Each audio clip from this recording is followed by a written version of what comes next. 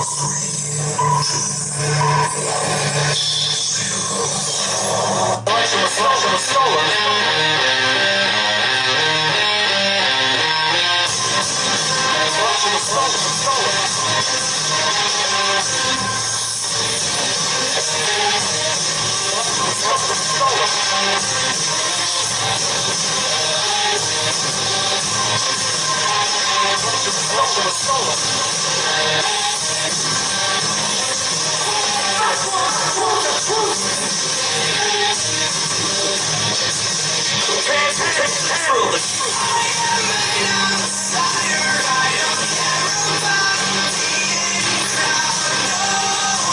happens when truth doesn't matter anymore?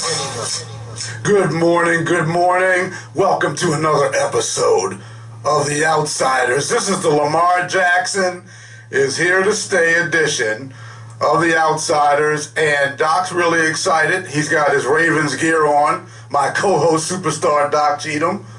Say hello to them. Good morning, and let's go O's and fly, you birds. Yes, the birds are flying, the Ravens are flying, the Orioles are flying, getting it in. I mean, setting records. This is unbelievable. And in studio, we have our in-studio special guest, Dwayne Shorty Davis.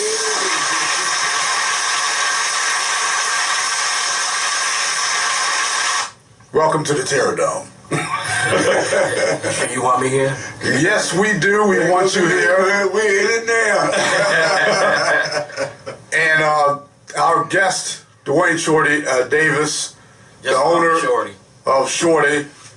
I gotta let everybody know your full name, and then the rest of the show we'll call you Shorty. Okay. Shorty's Underground Ribs, advocate of Occupy Family Court, president of Self-Employed, and work at the People's Barbecue for the Homeless, and more.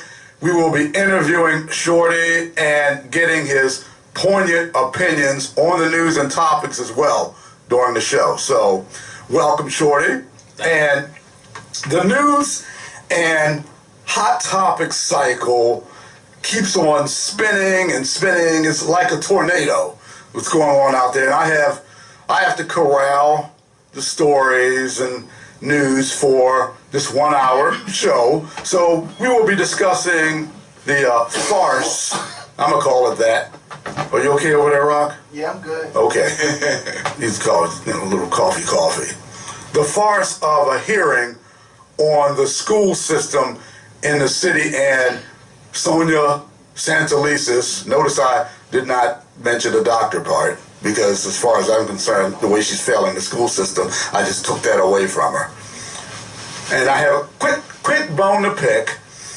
I want to let a certain new radio so-called lack of personality know that the true straight shooters are the outsiders, Jack.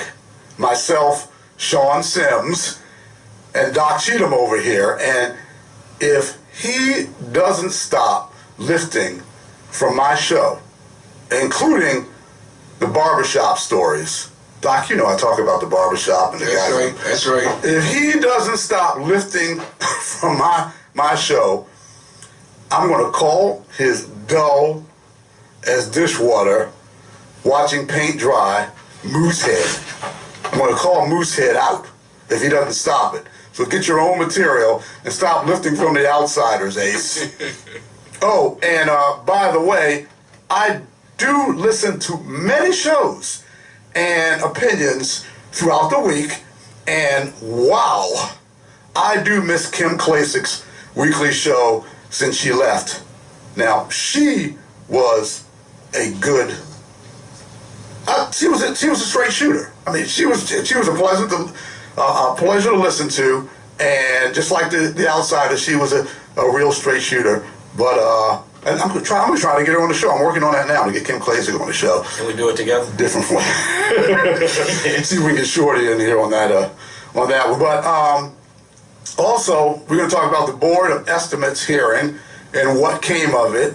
And that week, there were the week that just went by, there were firings all over the place with the top executives and certain news folk were let go, they were canned. So we'll be talking about that a little bit.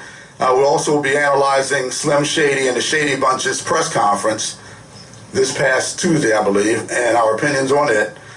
And lest we forget, BGE keeps rolling and racking up the big money along with the energy companies throughout the country.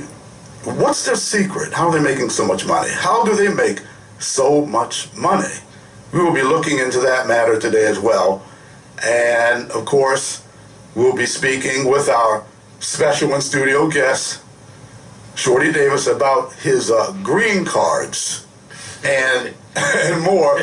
So let's start with the elephant in the room, Antonio Hayes. Antonio Hayes was slated to appear on our show and all was ready to go. But somehow he managed to slither his way out of coming on the show, or should I say cower his way out. Let's get this straight. I speak to all of my guests prior to coming on this show. I've been doing this before for years. I had a show, Ultimate Sports Radio. My guests would come on. I would speak to them before they come on the show. Doesn't that make sense, Doc? Yeah. It's quite appropriate, to interview the person that you're going to have, get that person's feelings, your feelings on what's going to be asked, what's going to be responded to. And you're on the same page in doing the interview. It makes the interview go quick when you already have a forethought of what's going to go down. Well, he refused, get this, he refused to call me and to confirm. And I have, a time schedule. So this guy, I don't know who he thinks he is. I mean, this pompous guy. Pompous, arrogant. Hey, Antonio, it's called you're a no show, no go. State senator. And I believe that prior to coming on, we sent him some questions because he wanted to get the questions first. So, we sent him some questions. Shorty, did you need to get any questions from me before you came on? You're asking me to show up. Yeah. No one has done that before. And hey, Antonio. They want to control the narrative, and if they get something that they don't want to answer, then they can, you know what I'm saying? Check in. Check in. He got the questions, and I guess he pumped out. And nope, can't handle it, can't take the heat. What district is he representative, Doc? Represents the 40th legislative district. Hey, people, in the 40th legislative district, your state senator is a coward. He's a chicken. So that's what you have representing you. That's what you sent to Annapolis. So deal with it. Sorry. And I'm just gonna get off of that. But I am gonna get on. Doc, what did you have to say in regards to the questions and with Antonio? Well, I guess the main thing that my neighborhood, which is Matthew Henson neighborhood, and the Hamden neighborhood, we've been, meeting and having discussions, doing fundraising, creating the master plan for a skateboard park at Easterwood, which would improve Easterwood while at the same time create a skateboard park. And sadly enough, Senator Antonio Hayes has made two untruths that we spoke about at the Board of Estimates meeting, and I basically said he was lying. I did not call him a liar, but I said he is lying. And he lied about the fact that our community did not want a skateboard. And ironically enough, our document has not only been accepted by the Planning Commission for the City of Baltimore, but then they accepted it, printed it, and then published it. And what that document said, it was a 64-page document. It was the master plan for Matthew Henson. On page 32, that document clearly reflects the vote that was taken by the 10 members of the board of Matthew Henson, which basically said of the 10 priorities, number 9 was for a skateboard. And Antonio Hayes said that we didn't want and could not prove that we wanted a skateboard park. But why would we have to prove it if the city of Baltimore has published a document saying we had not only said we wanted it, we have documented. And then what made it worse was that the senator was captured on radio being interviewed, and he stated that our community could not get 10 signatures out of a 2-block radius of the park. Well, the next 4 days, we went ahead and got signatures to counter what he said. We had over 250 signatures of folks living within the 2-block radius of Eastwood who all said very clearly they want a skateboard park. So that was a second lie by a state senator. And I really think he needs to be recalled. For someone to be an elected official and you depend upon him to represent you, and he represents you by lying, I think it's sad. It's a sad commentary. And you called him one name, I got another name, Clarence Thomas. Oh, well, you went there. I think that there should be a remove and replace. People are calling to get a recall, to have that remove and replace as well. That's another calling for. I personally think the remove and replace would be more efficient, getting that charter tweaked and getting somebody like a knucklehead, Antonio Hayes. The state senator part, I'm not calling you that anymore. I don't care what you are. You're Antonio to me. So I'm stripping you that. I already took your man card, still in the box. But yeah, I took that. Whoa. So you just proved me correct. Okay? By doing a no-show and chickening out. But the Slim Shady and the Shady Bunch had a press conference, and Rock, could you cut one, please? As you heard, 1 year later, our CBI partnerships run deeper than they ever have in the city of Baltimore. While some of the faces you see might be new to the ecosystem, they are not new to the most important part of Baltimore, and that's the community. They are staples and the voices of our communities that have served in their communities for decades without funding or any help from the city of Baltimore. Folks that I knew that needed the city to truly tap in and to take a community-based approach to violence prevention and reduction. And I want to recognize and thank this group of folks for their dedication that they have made to all Baltimoreans in the co-production of public safety in this city. Because not one person, not one organization, not one entity, not one school, not one community organization can do public safety in Baltimore the correct way alone. We're going to start. All of these efforts are underway, if not completed, in partnership with Baltimore and for Baltimore. While I let Dr. Jackson and a few of our ecosystem partners provide the majority of updates, I want to hone in on two. As a city, even as we stand here today with a year-over-year 19% reduction in homicides and 18% reduction in non-fatal shootings. Okay, I guess that's the clip. Look. Slim Shady, the mayor of Baltimore City, has a campaign goal, a quick campaign. Let me say this real quick. I want to get this in. He has a campaign goal which he must meet, and that is 15% reduction in homicide, murder, each year of his term. And remember George Bush's campaign promise. Read my lips. No new taxes. Brandon's campaign promise. Read my lips. 15% reduction homicide every year. Brandon made a campaign promise which launched him into the mayor's office. And now I'm going to make this clear. The mayor of any city is the administrator. I don't care if you get this Robin Leach or Faith Leach, whatever her name is. The mayor is the administrator, period. He or she has mechanisms at their disposal that they use to reach their goals. Goals which they set for themselves. The mayor set the goal of 15% reduction of homicide in Baltimore City each year of his term. And hopefully with that happening, that would improve the lives of citizens and the visitors of the city. So let's look at some mechanisms real quick that are used to lower the murder homicide rates. The police force is a mechanism, the commissioner mechanism, community-based prevention and intervention. Okay, those are mechanisms. That includes Monty and Safe Street programs, recreation centers to keep the kids off the streets, for surveillance, electronic alarms, cameras, neighborhood watches, and more.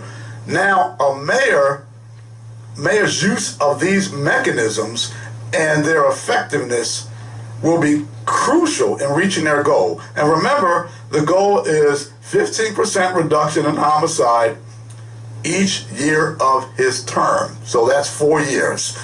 Shorty, what do you think of that? Ain't gonna happen. Let's be realistic about the situation. When COVID came in, everything got shut down, right? Mm-hmm. Did drugs get shut down? No. Did the liquor stores get shut down? No. So ain't none of these individuals except Neil Franklin said in a statement, if you want to eliminate the violence, you got to address the war on drugs. Smoke said something about the war on drugs, correct?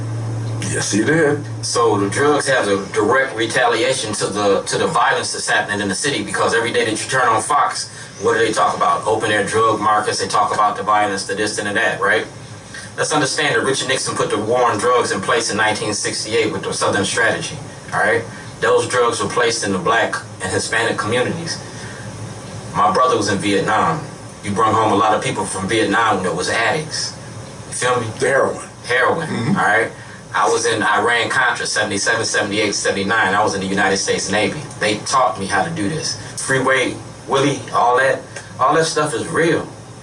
The guns, the drugs, if you Google search N62528, State of Illinois versus Dwayne Davis, I went to jail to stop the war on drugs because I want my kids and my community to live. We're not going to live if we ain't addressing the war on drugs, but you using that as a template to incarcerate our black community. 1986, they signed that crime bill, correct? 86 they signed a crime bill, right? Bill Clinton's crime bill in 86, okay. 91. Mm-hmm. All right, who signed off on that? Sarbanes, Daddy, Kwesi and Fumi signed off on it. And then when Bill Clinton ran for office, he talked about he was sorry he did it. But now you're recycling it and doing it again, except instead of drugs, you're using guns. So what you're saying is, with all that being said, and that was like, that's why I have you on here, these poignant, this man brings real truth. And a lot of people can't handle the truth. So in Brandon, Slim Shady, knowing this and making that campaign promise. We're lying. So why would he during a campaign make a campaign promise that he knew he couldn't keep? Most politicians give you promises they can't keep. That's called soapbox. They'll give you what you want. It's soapbox campaigning. Like George Bush Sr.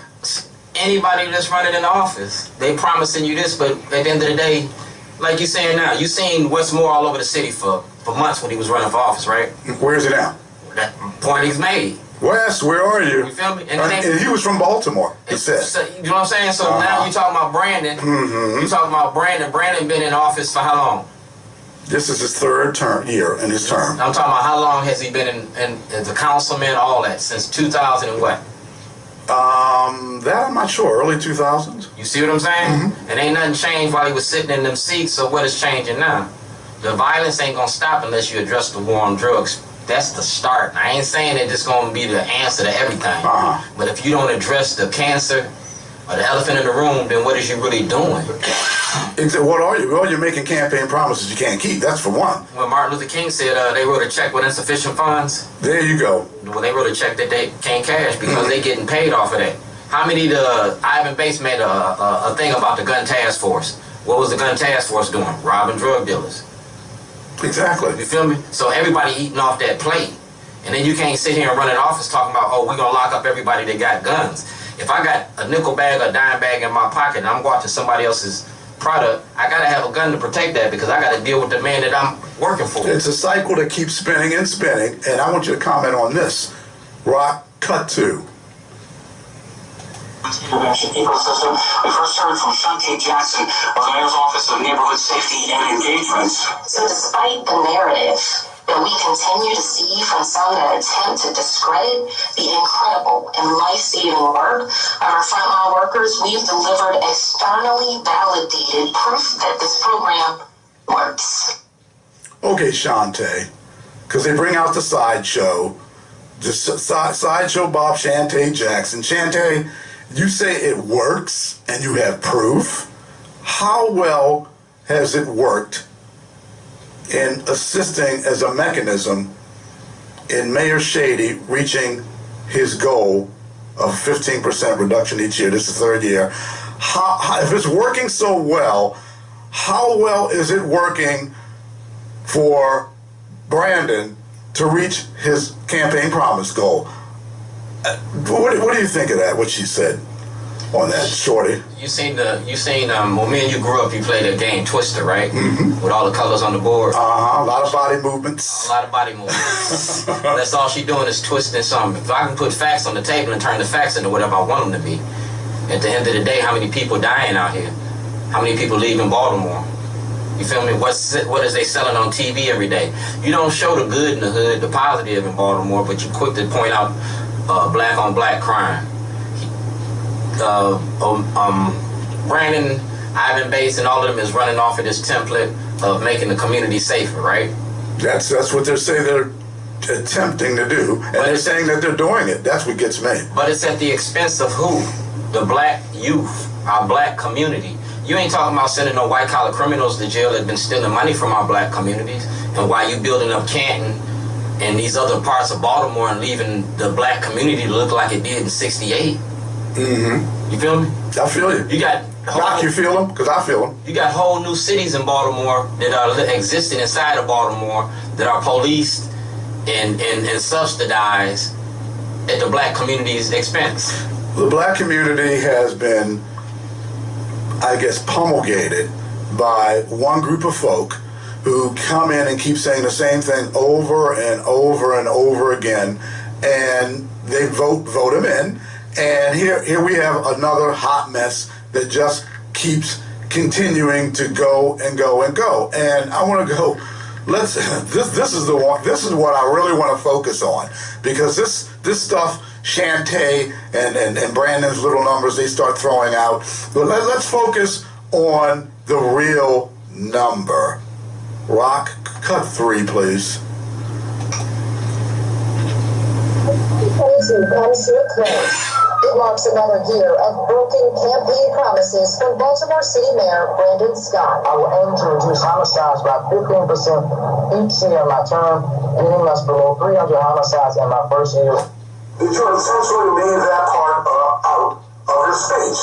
And we looked at the numbers, and they don't add up to the picture paint in your speech. Now, I'm going to go over this real quickly. 2020 homicides were 335. 2021 homicides, first year in office, there was a 15% reduction campaign promise. When he said that would reduce the homicide rate to below 300, he was correct on that, because the homicide rate, 15% of 335 is 285. That's the campaign promise. The actual homicide rate in 2021 was 334. That's a difference of plus 49 homicides. Now, that's a 0% reduction, folks, for the first year. You promised 15. Let's go to 2022 quickly. Homicides, the second year in office. Again, he promised each year of his term there will be a 15% reduction. So a 15% reduction with campaign promise would be 242. The actual reduction was 1.5%. Not 1.5%, because the homicide rate in 2022 was 329. A difference of plus 87 homicides. Now, we're in 2023 now, and his projected 15% reduction campaign promise, because it's each year, the homicides for 2023 should be 206. projecting 15% reduction campaign promise because it's each year. The homicides for 2023 should be 206. That is the number. That is the bar. Year of broken campaign promises from Baltimore City Mayor Brandon Scott. I will aim to reduce homicides by 15% each year in my term. Projecting 15% reduction campaign promise because it's each year. The homicides for 2023 should be 206. 206. That is the number. That is the campaign promise number for 2023. You think he's got a shot at that, Doc?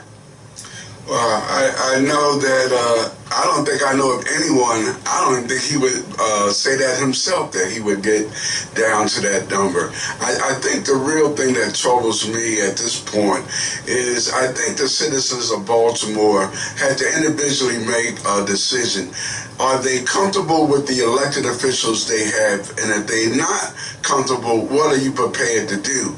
And the only thing that you can be prepared to do to make a change, you got to run for office yourself. And I'm encouraging folks who are not satisfied with the elected officials, federal, state, and city that we have. It is time that we stop talking, stop marching, stop walking, and start running for office and replace the people that you're not comfortable. Now, I'm not talking about any one individual. I'm talking about all of them, federal, city, and state.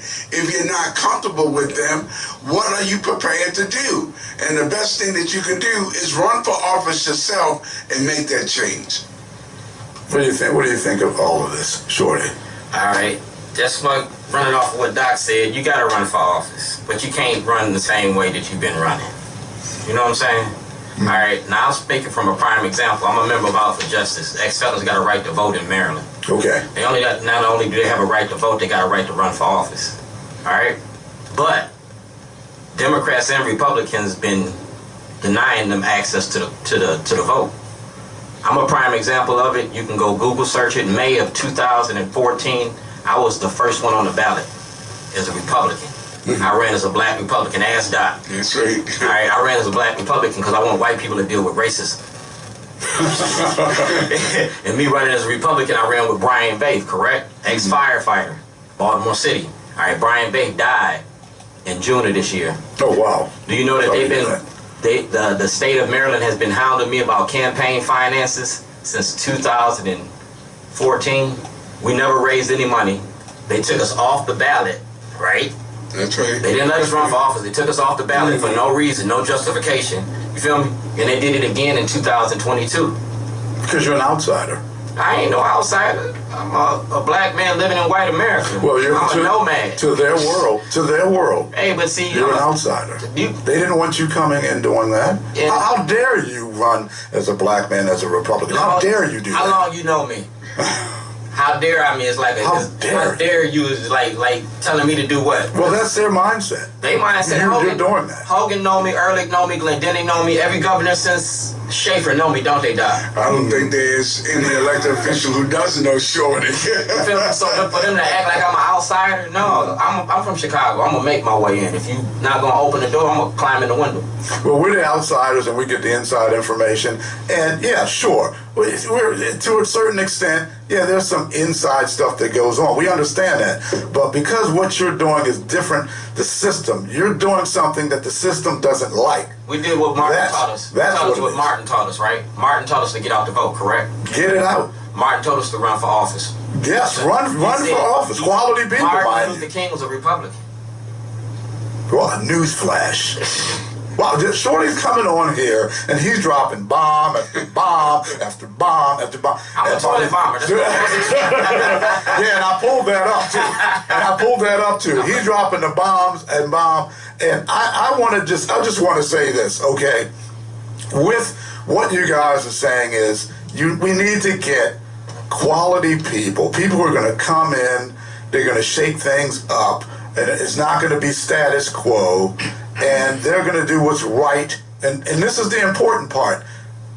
BG&E, backdoor, backstabbing, Brandon, bait and switch. This is the important part. They're going to do things for the people. If you're running for office and you're just thinking, hey, how can I grift, make money, do this? And you don't need to run for office? Get out. Don't run.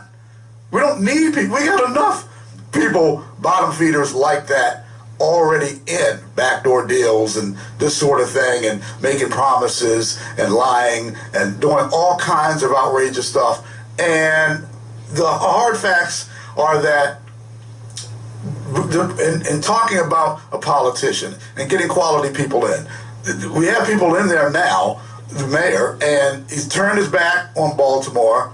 When you backdoor deal to take over the city's conduit system after the citizens voted against BGE controlling the city's conduit system, you betrayed not only the citizens of Baltimore, but anyone in the state of Maryland who's under the BGE control grid system. We need people to run for office who are not going to do this sort of thing. People who are quality people who really care about the citizens. They care about their families. They care about their neighbors. They care about the church members if they attend church. They care about what's going on around them. They're making sure the trash is collected on time. They're not doing backdoor deals. And these are the type of people, brothers, that we need to be running for office. Do you concur? I definitely do. We have to begin holding elected officials accountable. And when we don't hold them accountable, we have no one to blame but ourselves. So, you know, we gotta make a change this upcoming year. 2024, it's gotta be a year where we make a difference as the people. The people need to stand up at this point, because I would say 85, 90% of the elected officials that we have, I don't think they deserve to be reelected. None of them. Well, I can't see what they've done. Can you name anything that's been done substantial?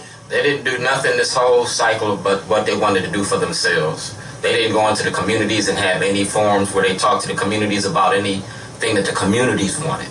In any district, in the 40th, the 45th, they had no town halls. If they had a town hall, they controlled the narrative and spent half the time congratulating themselves on bills that they passed to enhance themselves and the constituents that put money in their pockets. Well, you have town halls, and Brandon hasn't been to one of the town halls that has been given. I guess this thing has been going on for years. So, WBFF town halls. WBFF town halls is Fox 45 just recognizes black people, so I wouldn't go to their town halls neither. And all they're going to do is like beat up on black people. If we're going to talk about BG&E, let's go to the root of this. Brandon came in the office under Governor O'Malley, correct? Yep. All right, Governor O'Malley sold BGE out when he was in office, correct? Yep. So why did you expect Brandon Scott to do anything different than what his master told him to do? Well, we got plantation politics. That's what we're talking about here. You know, I agree with the plantation part. I mean, you have a plantation in the government. You have plantation in all types of systems. So if O'Malley sold off BG&E and now he sold off the rights, what do the people got? Well, BG&E. Well, who sponsors? Who's BG&E sponsoring? BG&E. BG&E. I'm talking about. Put money in their pocket? There is a sponsorship with WBAL and BGE. So I'm not hearing a lot from them on BGE, I should say. BG&E comes from Chicago, Constellation Energy. Constellation, Exelon, all of them. And what's going on? I'll say this, with Fox and with the town hall, they are addressing the school system with Santa Lisa's. They are going after things that the other stations I see aren't going after as much. As far as Brandon, I mentioned Kim Klasik, who was on WBL, not on there anymore, because she was going after Brandon. She was a straight shooter talking about what he was doing, what he wasn't doing. So you got to look at other avenues, and you can't just stay stuck in a rut. If somebody is saying, hey, look, we're going to look at education, and we're going to dig deep. Project Baltimore, for example. And yes, that's Fox, but you want to look at who's digging. I don't care what the brand is. If you're digging and asking those questions, and you have someone on the other end who may be in media, part of the media hierarchy, who's being sponsored, as a sponsorship with BG&E, and they're keeping kind of quiet on an issue, okay, and they're supposed to be so-called liberal. Okay, what good is that going to do if you're not really asking the poignant questions. All right. So I'm just saying, you got to put that out there, and you got to say, who's asking the questions? All right. Who's asking those questions? Fox 45 doing the school thing, right? Right. Yeah, they're Chris Papps and Chris Papps. school. All right, I gave Fox 45 that information back in 2010 when I was putting toilets all over the city. I gave that toilet, the one I left in Towson was about the prison industry. The one I left at Fox 45, I left one at Fox 45 about their report, and I left another one at the school board about the school and prison pipeline. You talking about the test scores and stuff like that? All of that. That's been by design since I came to Baltimore. Of course, yes. I came to Baltimore in 1996. My son is 40-something years old. He was in Owings Mills Elementary. He was in Owings Mills High School. I had another son in another son in other schools. You know what I'm saying? I got 3 sons. Each one of them sons, you know what I'm saying? There was no thing set up for black males in Maryland to be successful in school. I am not surprised. It is by design. So Fox 45 took half the stuff I had. They using it now that I gave them over 10 years ago. Check the article with the Baltimore Brew when I left the toilet in front of the school board. None of that was never mentioned in the article. So to say that we ain't been talking about it, no, we don't have any voices that be heard. We had to take over these stations. Social media for social change. They just can't sit in their stations no more and come out on the streets and put out this propaganda. Now they're held accountable to the people because we got cell phones. We control the narrative now. Exactly. You have a media hierarchy, and then you have other media alternatives, if you will, and they're starting to people are starting to listen to others who are outside the so-called media hierarchy, and you getting that information to them and doing that, that's commendable, and we have to keep doing that. And the fact that it took them a little time to get going and looking at it, okay, they did. At least they did. Others aren't looking at it at all. They're not even bothering with it. You got to look at what Fox doing. You got to look at what Fox doing on the other side. Just like you said about WBL and whatever.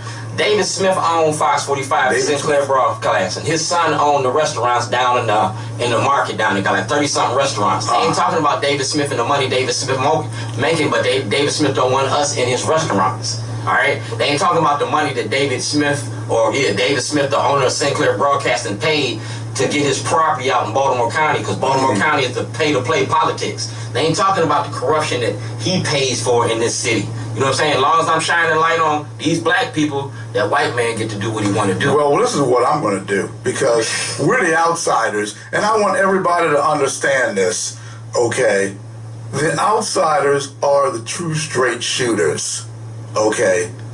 And I'm going to give David Smith a call, just like I call everybody. Doc, do I not call everyone? I call everybody. Yes, and I'm going to give him, look, sorry, I'm going to give him a call, and I want to talk to Dave and see what's going on, what plans they have, what's going on with the black community and what they want to do and all this business. And I'm going to get down to all this business that's going on. But we gotta move, because this show is an hour and it's jam-packed.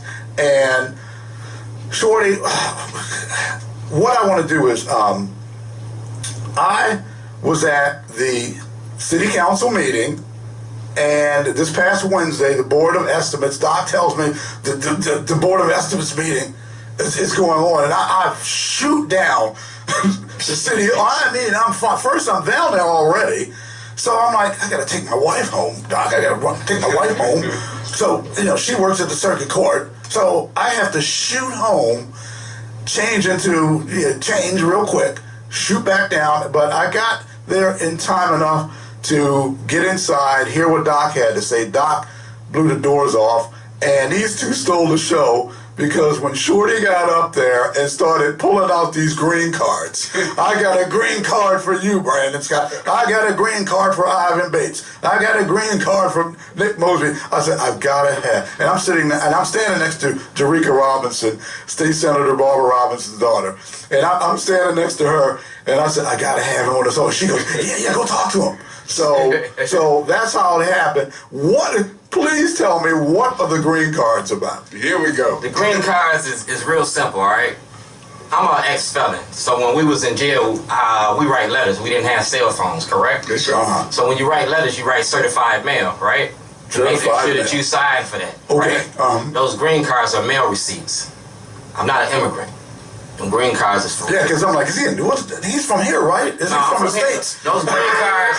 Remember when they made the movie The Wire and the Stop Snitching video? The Wire, all of that. All right. So what I did is just show the other culture of the war on drugs. Period. Those green cards represent how you ask those questions that I'm telling you the answers to now. When they locked me up in 2011. They had those green cards. They had storyboards. The same storyboards that I was showing Doc, the same things I got over here in this corner. They had that. I had to regroup all this and put it together all over again. Okay. So those green cards was Governor O'Malley before when he was Mayor O'Malley. In 2006, Governor O'Malley was Mayor O'Malley. He approved a program called Get Shorty. Get Shorty was a program that I do the good in the hood, the good in the community that you see now. Feeding the homeless, speaking to the young, you know what I'm saying? So he named this program Get Shorty. Get Shorty is a program. Shorty is an acronym. It's called Self-Help Organization for the Redevelopment, Re-Education of the Young. It's not only my name, it's an acronym for an organization. Okay. And it's a philanthropy because I own Shorty's. I paid the nonprofit or put into the nonprofit organization, and it's not a political thing, so you can't tell me what I can and can't do. I was making $260,000 a year. You can go audit me. That's what I asked for. Those green cards is requests for audits. When they locked me up in 2011, they took my truck, my computer, they took videotapes, they took master copies, they took contracts. And the state of Maryland did this. Scott Schellenberger did this. Greg Bernstein did this. Governor O'Malley did this. So this was what these guys did to Yes, you. they participated in fraud in the court. Wow. When they did the movie The Wire, they let all right, prime example, they made the movie just now, I Got a Monster, right? They didn't say nothing to the white boy, and they let the white boy make We Got a Monster. They let Justin Fenton do We Run the City, right? So why you lock me up for making a movie about the Democrats and the Republicans? They get paid to lock up Black Baltimore. Get Shorty, all you gotta do is look at it. Get Shorty. I used to be a drug dealer. I used to do all them things before I came to Baltimore. When I came to Baltimore, I changed my product. I didn't change my hustle. I don't sell nickel bags. I sell $5 sandwiches, and I pay taxes. I'm just curious. I mean, what you're saying is, again, I mean, the information you're giving, what goes on, that's why I had you on here. And there was a movie out called Get Shorty with Danny DeVito. What was that? That was a movie, This Real Life. Was that? I mean, because I'm thinking, did they use that off of that? What you're saying is real life. No, they didn't. They didn't use it. It just happened to how be many shorties do you know? How many shorties do you know in the world? A couple. I've been shorty since. Stepbrothers. I've been shorty since 1972. Okay, so that's been a while. So that was long before they made that movie. Long before you made that movie, and they came up with that. Look at my FBI file number, all my files. It got Shorty on each one of my files. So where did this thing go with the Get Shorty? Where did this end? How did it ain't ended because I never got a trial. I never went to court. They locked me up, charged me with terrorism. I won my case. Did I? Okay, so you won the case. I won my case. They charged me. They said I broke terrorism. Terrorism. Are you serious? Am I lying, Doc? No. Terrorism. No, I mean, what? Terrorism is a non-expungible rep. That's why they did it. So now you charge me with terrorism. Can I get a job anywhere if they check me out? Even though I won my case, that's still yes, exactly. So what I did is I was making the movie, and the movie is what it is. Everything that you got from 2006 till this day is admissible for evidence for a federal investigation. My paperwork, them green cards, Eric Barron got one, Eric Holder got one. You feel me? Because if you're making a documentary, everything got to be documented, right? I can't say I wrote you a letter and then you say that you didn't, and I pull up that card and say I did, and then what you gonna do? Wow. You feel me? They in that position right now. Pull their card. What's the first card game you played when you was a kid? I don't know. That's a good question. What's the first card game you played? The first card game? The first card game. Old head. I honestly cannot remember. I'll tell you what it was. It was called 52 Pickup. It was so long ago. I never played for. Yes, you did, because before you played for cards, them adults threw them cards on the floor. You had to pick them up. It was 52 Pickup before you play anything. I was a kid. I think it might have been Uno. No, it was 52 Pickup because before you could play with the cards, you want to play cards, you was always around them adults. And them older, so they threw the cards in there, and you picked all 52 of them before you can shuffle them. Man, my adults were all around. My grandfather was a pastor. I was around church people. They play cards too. No. As a matter of fact, he was a bookie in Philadelphia. Before he became a Christian and World War II started, and that was the Philippines. That's when he became a Christian, got saved. But before that, he was a bookie in Philly. See what I'm saying? taught me how to shoot pool. Everybody gotta have a hustle. But this thing. So what do you think is going to come of all this? Oh, it's all right. They talk about Martin Luther King, right? So I'm doing what Martin Luther King taught me. It's the campaign of public shame. I don't need 1 million people to march. I need 1 million people to pay attention. When I walk in a room, you see how much tension comes in the room when I walk in there. Well, I'll tell you what, in that room on Wednesday, with that Board of Estimates meeting, I mean, because Doc had left. So Doc had left. I came in. Doc had his all white on. He had the all white with the O's. And then I came in with all black. So we didn't plan it. And you could cut the atmosphere in that place with a knife when Shorty was talking and after you were done and people were looking around and it's like, what's he gonna do? What's he gonna do? Did the security start coming up in there? Security started, getting a little antsy. And I'm going, okay, this guy, I definitely have to have him on the show, but I believe I pulled you up outside after that, and we spoke for just a little bit. You said, would I be here where I'm at? And where you is, come from where you is to where I is, and that is WMEG Studio right now, and we're talking with Shorty Davis, and of course my co-host Doc Cheatham, anybody listening in, and of course watching on YouTube. And what I want to do is I want to go over this because this firing situation with Don Lemon and Tucker Carlson and so on, I thought that was very interesting how they got canned around the same time. Rob, could you cut 4, please? Talk about the firing of Tucker Carlson, then Don Lemon gets fired at CNN. All right, so he's been on thin ice because supposedly back and forth with Caitlin Collins and Poppy Harlow, Don getting fired. Listen to the interview. Due respect, I find your explanation reductive and actually insulting, including to Black Americans, to say that Black people today, compared to 1964, 1865, haven't made progress in part because of the freedoms we secured. And the Second Amendment was part of it. Hang on, please. I cannot keep a thought if you guys are talking in my ear. So hang on 1 second. So to say that Black people, say what you said again?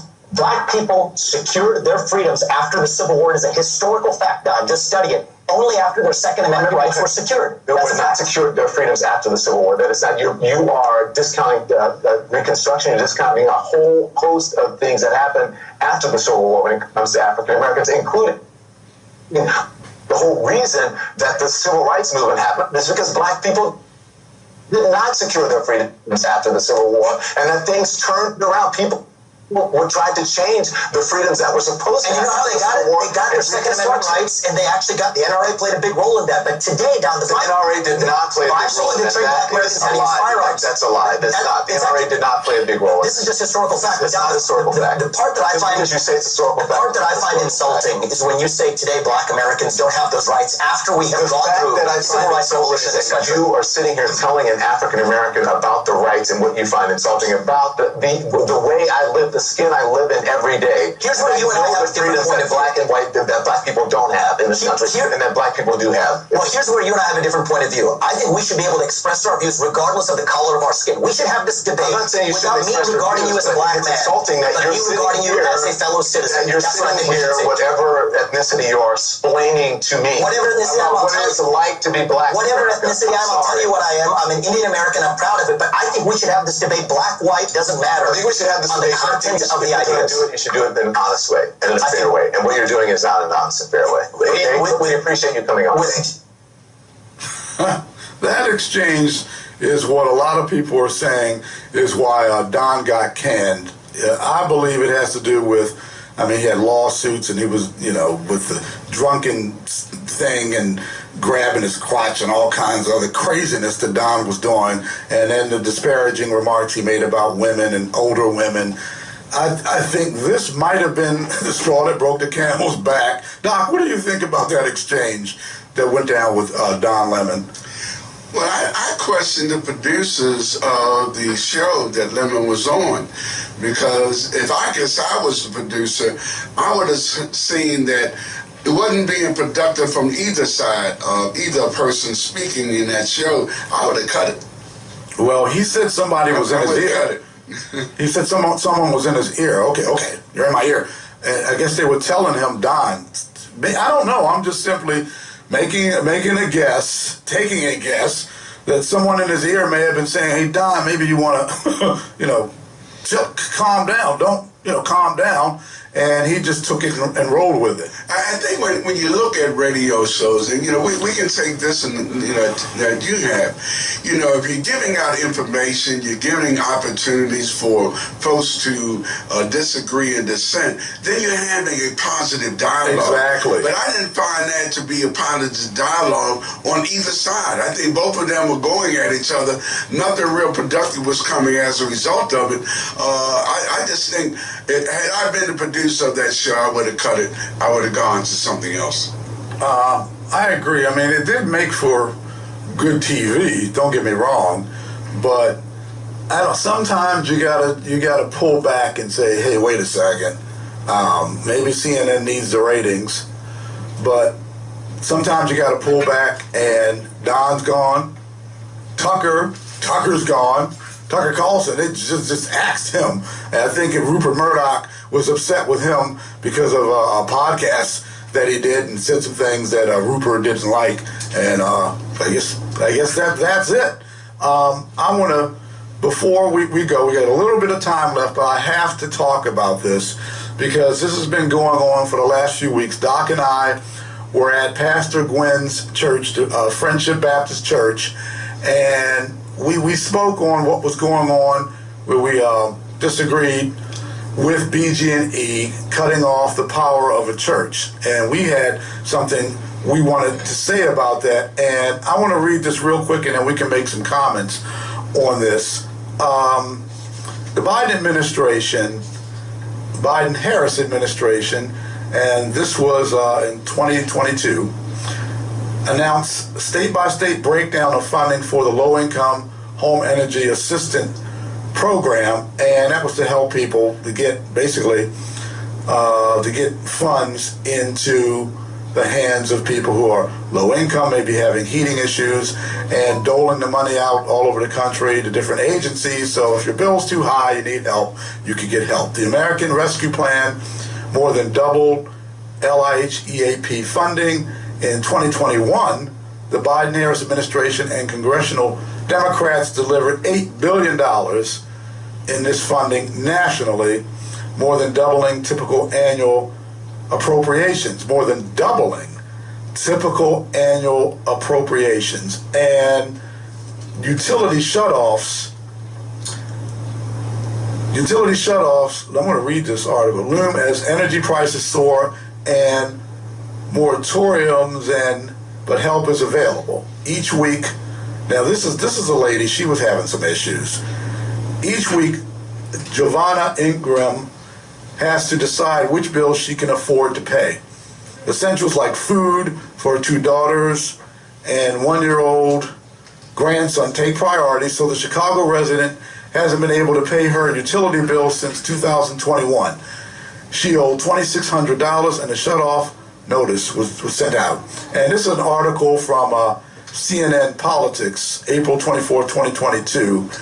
And there have been issues with people, a lot of issues with turnoffs, high energy, and this Ms. Ingram was able to receive help from low-income home energy assistance program.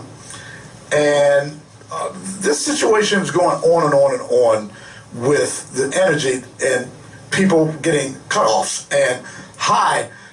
Everyone's telling me that their BGE bill is higher than normal, and some people a lot higher, $300, $400, $500, $600, $700 higher than usual. And the people get these bills and they go to the funding assistance to help them because the money is there. And then of course BG&E benefits from that because they get the help and assistance funds from the doubling of the 4 billion up to 8 billion by President Biden. So, you know, that benefits them. They're getting that money coming in. So I think what's going on with BG&E and the billing and the conduit system as well and all of that, I think that there should be the president of the city council and the mayor. That's going to be strange because he should be doing an investigation. How's he going to do an investigation? He's the one who did the back door with BG&E to get them ownership of the conduit system. But the president of city council, Nick Mosby, and the city council, I believe there should be some type of an investigation into the billing. Doc, what do you think about that real quick? Well, there is an entity that's supposed to represent the people. I've never seen them actively do anything, and it goes all the way back to, I remember even the day when a little girl got electrocuted in the park, Drew Hill Park, and they never dealt with that issue either. Wow. At some point, we really need to have the organization that's supposed to represent the people look into not only what has gone on in the past, but what's going on at present with BG&E. The relationship between the mayor and BGE has to be put in question. We have to understand that the citizens voted not to do what he did. That's the best way I can put it. Our feeling was that he should not be selling the citizens of Baltimore with BG&E. And unfortunately, I think he got sold out. Well, it's a sellout. I mean, it's a situation where it's a backstabbing Brandon, backstab the citizens of Baltimore City, who, like you just said, they voted to not have BG&E control the conduit, period. That's what happened. What do you think about this, Shorty? It's all about money and who put the money in the pocket. And they're going to protect, we said it earlier, plantation politics, right? Baltimore's cut up into how many pieces? A whole bunch. And who's eating and who's the ones that's suffering the most? It ain't the people with the pie. Yeah, you got those who are the elite, the so-called elite, that just simply suck the city dry and leave the citizens just sitting there, just looking. You leave them broken, and you sell them a dream. Exactly, like a dream. You give them a dream, the audacity of hope. Obama never said he was going to change anything. He just gave you audacity of hope. The hope. And then hope that it did change. And the audacity of a homicide rate that's supposed to lower so it's safer in the city, and you have that audacity of telling people, basically, well, look, you're in year 3, Slim Shady. The number and the bar is 206. It is safer in the cities outside of the city, inside of Baltimore City. You look at the neighborhood, Sandtown, but you look at Canton, Fells Point. You feel me? When you started having crimes out in Canton and Fells Point, we had Project Baltimore looking at that. Where was Project Baltimore when we was killing them over in Sandtown? Well, they need to look into Sandtown and other places if they haven't. I agree. They need to do that. And, wow, this time. I mean, this is freaking unbelievable.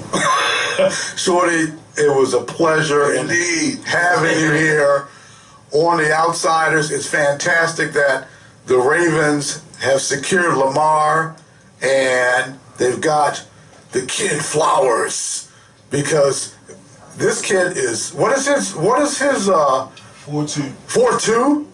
Is it 4.240? 4.23. Yep. 4.2340.